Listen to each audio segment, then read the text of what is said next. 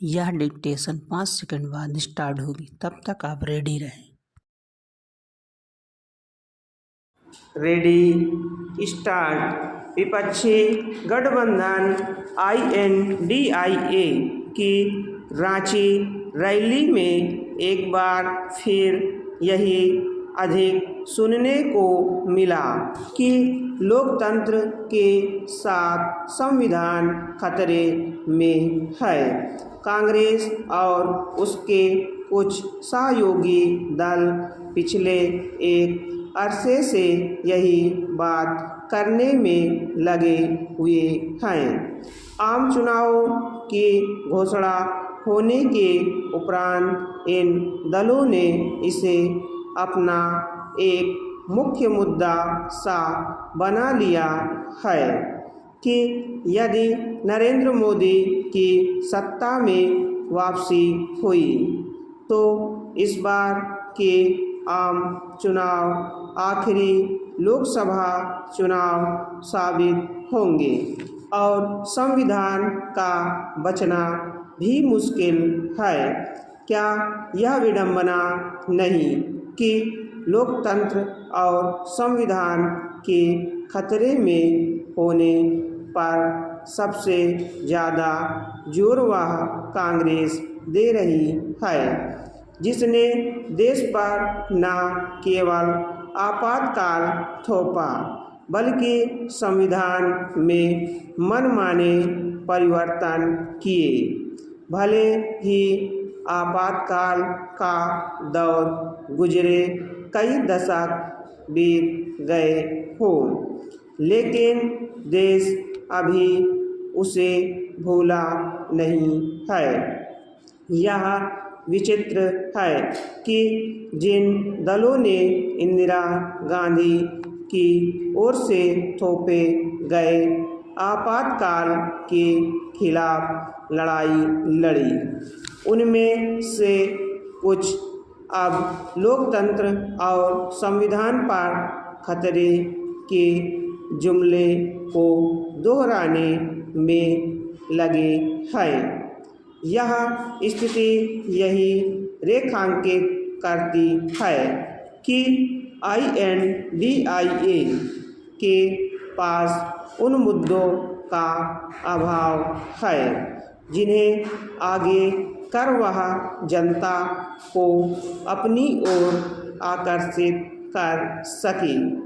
निस्संदेह ऐसा नहीं है कि ऐसे मुद्दे नहीं हैं और मोदी सरकार ने सभी समस्याओं का समाधान कर दिया है। इसकी अनदेखी नहीं की जा सकती कि INDIA के घटक दल अपने घोषणा पत्रों के माध्यम से भी कोई प्रभावी वैकल्पिक एजेंडा जनता के सामने नहीं रख सके। उनके एजेंडे में कई ऐसी बातें हैं जो एक दूसरे के विपरीत हैं। क्या कांग्रेस अथवा उसके सहयोगी दल यह बता सकते हैं कि यदि वे सत्ता में आए तो किसके घोषणा पत्र पर अमल किया जाएगा? रांची की रैली में यह भी सुनाई दिया कि मोदी सरकार जेल में बंद दिल्ली के मुख्यमंत्री अरविंद केजरीवाल को मारना चाहती है। इस तरह के आरोपों पर इसलिए शायद ही कोई ध्यान दे क्योंकि दिल्ली की सरकार के नियंत्रण वाला तिहाड़ जेल प्रशासन केजरीवाल को दिए जा रहे भोजन और दवाओं के बारे में कुछ अलग ही रिपोर्ट दे रहा है। यह ठीक है कि चुनावों के दौरान राजनीतिक दल एक दूसरे पर तरह तरह के आरोप लगाते हैं, लेकिन यदि वे तार्किक और जनता के गले उतरने वाले ना हो तो फिर वे केवल खबरों का हिस्सा बनकर रह जाते हैं।